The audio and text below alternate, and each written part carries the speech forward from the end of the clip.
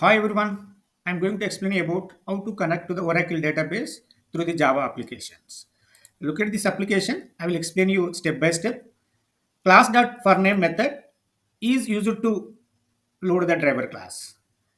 Either you are loading the MySQL or Oracle driver. This is a standard syntax for loading the Oracle driver. Oracle.jdbc.driver.oracle driver. The second statement is to establish a connection. Then how do you establish the connection with the Oracle server? Driver manager.get connection. Because get connection method is used to establish a connection with the server. Here I am using the thin driver. There are four drivers are available in Java. Then type 1, type 2, type 3, type 4. Thin driver is the type 4 driver. Then get connection method is consist of three parameters. The first parameter is nothing but the URL. The second parameter is nothing but the user. The third parameter is password. Come to the URL JDBC colon Oracle colon thin driver colon localhost. It will be run at locally. Then 1521 is the port number of the Oracle server. The default port number is 1521. The XE stands for Express Edition. Then if you provide these details, you can able to establish a connection with the Oracle server. Then prepare statement has to be used here. Initially the prepare statement should be null. Then here I'm using the scanner class for getting the input data from the input device. Then here few statements have been written. One for insert, another for retrieve. Enter your option. One for you can able to insert the data into the Oracle database. Retrieve whichever data have been inserted, those data will be retrieved. Then choice s dot next in because you can able to get the choice from the input device. Then if your choice is 1, you can able to because the case 1 gets true, you can provide the details, student id, then id will be getting, then student name will also be getting from the keyboard. After that the student branch is also be getting.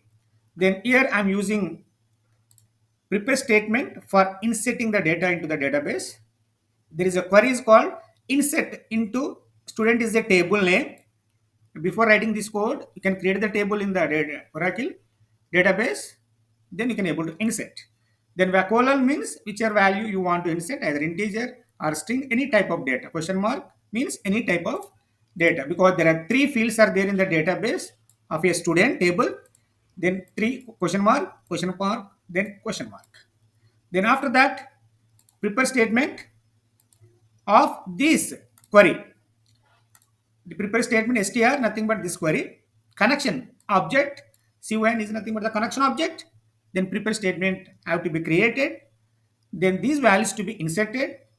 Index 1, index field 1, index field means field 1 in the database. Field 2 in the database. Second column, third column. The first column, if it is integer, the setInt method, then first parameter is the index, the second parameter is the variable name id because already we got this id value. Then like this, the second field is a string, name is belongs to a string. Then we could use setString method. Then here also the branch is also belongs to the string. We could use setString method. Then after that execute update method. Once you call that method with help of the prepare statement object, then the query gets executed. What is the return type of the execute update? It is an integer. It will be returns the number of rows to be inserted. Once it has executed successfully, inserted successfully, message will be displayed. Any exception will be got, it will be thrown to the corresponding cast statement. This syntax, the statements has to be used for what? Insert the data into the database.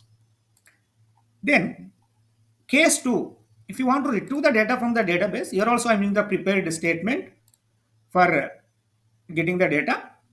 Whatever the query do you want, you can write over here. Select star from student, we can able to get all the rows, Star means all. Whichever query do you want to write, you can write over there. Then here execute query, because what is the return type of the execute query is result set. Then execute update return type is integer. The execute query return type is result set because all rows will be stored in the result set object rs. Then after that, then id name branch will be getting through the database.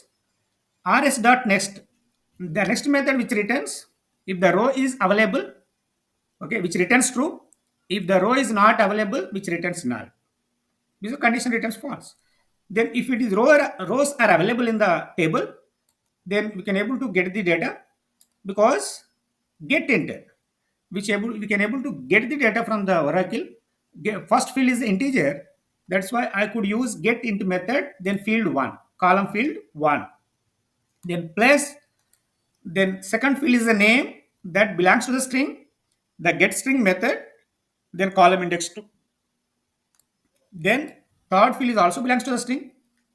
Then the first row information could display. Again, it check the condition whether second row is available or not. If the row is not available, which returns null, then while condition to be terminates. Okay, this is case 2. Statements are used to retrieve the data from the database. If you are not given any one of these two options, the control will move to the invalid option. Then do you want to continue? Press Y or Y. Okay, then I can get the data from the character from the input device with the help of the character method at index 0. Even if you are entered the string, which will be getting only first character. Then while you are checking the condition, if you are entered Y or capital Y, irrespective of any case, then which returns true. Otherwise, if you don't want to continue, if you want to exit, then you can press any other character. Then any exception got in this application, it will be comes to the catch statement, exception caught, then corresponding runtime error will be displayed. This is a simple application for inserting and retrieving using Oracle database. Here I am using the prepared statement. If you want to insert and retrieve by using the statement, the object is also be possible.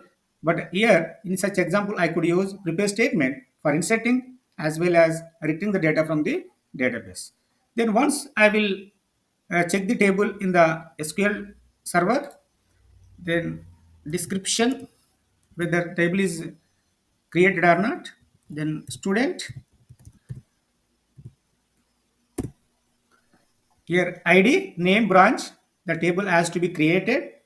The first ID is number, then second name is string, third field is branch is also be string.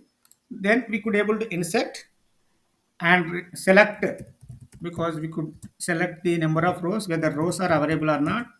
We could check it once, student, no rows selected, because now there are no rows to be inserted in the table. Then I will compile this application, get back to the command prompt, Java JDBC example is the file name. This statement is used to compile the Java application. No errors in the source code. Then you can run the application, Java JDBC example. The Java command is used to run the source code. For insert 1, then you could be able to retrieve, then select the option 2. 1, the student ID will be 501, name is for example John, then branch is CSE, the data inserted successfully, the message we got, then we could able to check whether data has to be inserted or not, then we could able to retrieve the data from the database, then yes, then enter your option 2 for retrieving the data from the database. Then here one row has to be inserted 501, then John CSE. Then I could able to enter the second information. I could able to continue. Yes. Then first for insert, then 502, then Hollis, then branch is AIML. Then inserted successfully. I would like to continue. Yes. Then 2 for retrieving the data from the table. Then 2 rows have been inserted. Then 50, first one John CSE. The second data is 502 Alice AML. Then if you don't want to continue, press any character, then you could able to terminate. Okay, then this is the way we could able to insert and retrieve the data from the Oracle database. Before you connect to the Oracle, you could able to set the class path of OJDBC14.jar file. It could be downloaded from the internet. This is OJDBC14. The jar file would be downloaded, and after that you set the class path. Set class path, then where you downloaded, where you saved that OJDBC14.jar file, you can copy that path. Then OJDBC14.jar. This will work. Okay, this will work for Oracle 10G or 11G. Okay, if you have other versions, then you can able to select other jar files, semicolon, dot semicolon. The statement has to be used for set the class path of OJDBC14. Then you can able to connect to the database. Okay, if you any doubt regarding this example, you may connect through the comment box. Thank you. Thank you all for watching my videos.